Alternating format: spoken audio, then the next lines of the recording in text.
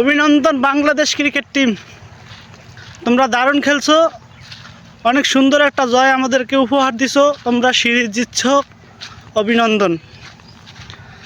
তোমরা লাস্ট ম্যাচটা ওয়েস্ট ইন্ডিজের হারাইয়া হোয়াইট ওয়াশ করবা, মানে বাংলা ওয়াশ করবা, এটাই আমাদের কাছে প্রত্যাশা।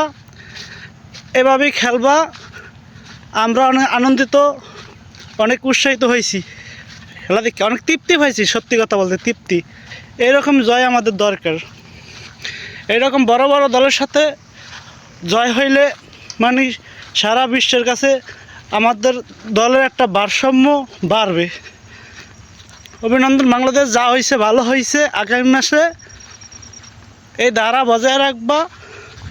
আর লিটন দাস, তুমি একটু ভালো করে খেললো ভাই। তুমি খালি ক্যাপ্টেন কোটায় খেলো, একটু প্লেয়ার হিসাবে খেললো, ব্যাটার হিসাবে খেললো ভাই। আল্লাহ হাফেজ।